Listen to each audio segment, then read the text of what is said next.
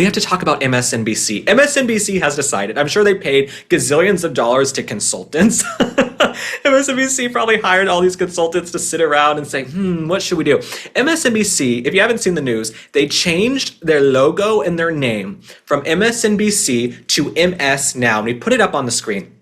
I'm here to tell you, you can change the name, you can change the logo, but you can't put lipstick on a pig. You can't make a silk purse out of a sow's ear, MSNBC. And MSNBC, you still suck. Okay, everybody on MSNBC, you gaslight the American people. You tried it with Joe Biden. You told us for years Joe Biden was a quick, spry whippersnapper doing cartwheels in private. He had no cognitive decline whatsoever, and Trump was a threat to democracy. Well, guess what?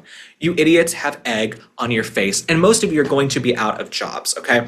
And so MSNBC changing to MS Now, it looks horrible. And actually, if you look at the logo, it looks like EMS Now, like Emergency Services Now, because this network is under emergency and under attack. I actually think they need to go back to the drawing board and pray to Jesus that they can find some ratings. Actually, they need to find some ratings. None of this is going to help the fact that more people tune in to watch me than tune in to watch MSNBC. And if you want to look at the numbers in the Target demo, we're talking probably 100 times more people are tuning in to watch me in that Target demo of 25 to 54 that y'all want. Nobody's watching MSNBC or MS Now. Okay, MS Now.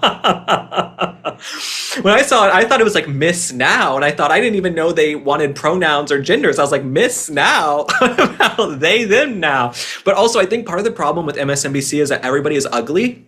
And I know that's really harsh. I'm not supposed to say these things out loud, but that's why you guys tune in, because it's my job to speak the truth. When you look at MSNBC, these are some pretty unfortunate looking people. In fact, I say all the time, MSNBC is so into DEI and diversity, and you can tell because the entire primetime lineup looks transgender. I don't know what they were thinking. And then they fired Joy Reid. We have Joy Reid on the screen, and replaced her with Simone Sanders. So they fired one bald black woman and replaced her with another bald black woman, I guess hoping the audience wouldn't notice, like maybe the glaucoma, I don't know, maybe they thought the audience wasn't going to notice. And then Rachel Maddow, no one wants to look at her and get the news from her. And she's allegedly making what, $25-30 million a year, and she does a show or two a week. So this is probably why MSNBC is in the gutter.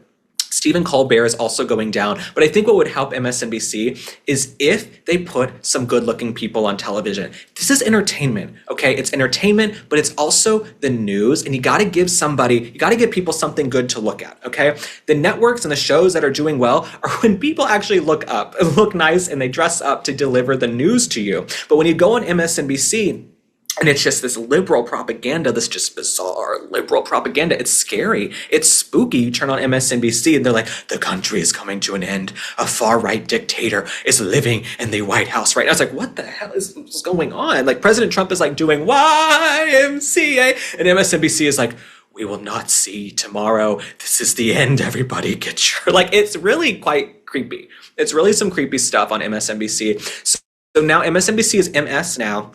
You can try to rebrand, you can try to put lipstick on a pig, you can try to make a silk purse out of a sow's ear. It's not going to work, MSNBC. And it's probably not going to work because you keep paying these people like $30 million a year and they have no ratings, and it's in the gutter. Now it's time to talk about a less glamorous young girl. In fact, I don't even know what her pronouns are. Maybe she's a they, them. She looks like a they, them to me, and that is none other than Kamala Harris's stepdaughter, Ella Emhoff, the supermodel du jour. She fancies herself a model. Like, I don't know what she's modeling. Maybe Birkenstocks. Shout out to all the Birkenstock wearers. But no, I don't know what's going on with Ella Emhoff. She posted this bizarre video. She's not taking her stepmother's loss well. I don't know what's going on at home with Doug Emhoff. But Ella posted this video saying she has climate anxiety. Let's look. I think everything with the environment is really fucking getting to me. And it is I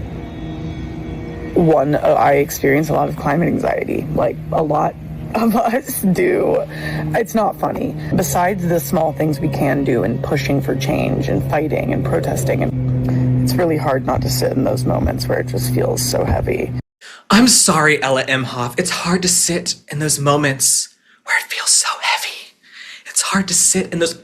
Your parents are wealthy, okay? Your stepmom was vice president of the United States. She was the nominee for a major party. I have something in my eye fighting for my life. Your dad is a wealthy, famous attorney, Ella Emhoff, okay? I don't want to hear all this BS that you're anxious and you're scared while you sit around your mansion or your fabulous apartment in New York knitting or whatever you do and selling scarves. Nobody wants to hear it from you. And all of this nonsense, Kamala Harris tried this on the campaign trail. She said, young people's biggest concern is climate. And it's probably because that little ratty ass raccoon looking stepdaughter was telling her that climate was their biggest issue. No. Clearly, as we saw in November, young people were like, we're worried about inflation. We want to buy homes, home ownership. Our rent is skyrocketing. Now, because of President Trump's policies and his administration and cabinet, you can apply for a loan and to buy a home if you have made rental payments on time, if you've been a good renter. That is huge, okay? As someone who lived in New York City for years and you pay rent and all you think is,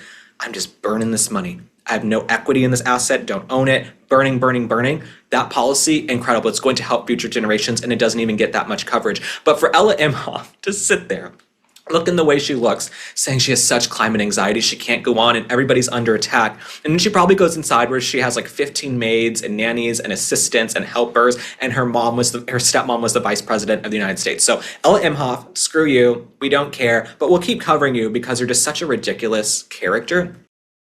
Well, my friends, like a broken record, I am back telling you about Masa chips, but I wouldn't be telling you about Masa chips if I did not love them, okay? You guys know by now I push them on my friends. It's like that scene in Mean Girls with Tina Fey and Lindsay Lohan. She's a pusher. You're a pusher. That is me with Masa chips, okay? I've converted all of my friends away from their typical potato chips onto Masa, and let me tell you why. This is because Masa chips are made with just 3 ingredients: organic corn, sea salt, and 100% grass-fed beef tallow. That's it. No seed oils, no junk. Masa is what chips should be, so go try them and you will taste the difference. Masa chips is beloved by tens of thousands of customers and has been endorsed by industry-leading health and nutrition experts. Ready to give Masa a try? Go to masachips.com/link and use code LINK for 25% off your first order. That's masachips.com/link and code LINK, L-I-N-K, for 25% off your first order.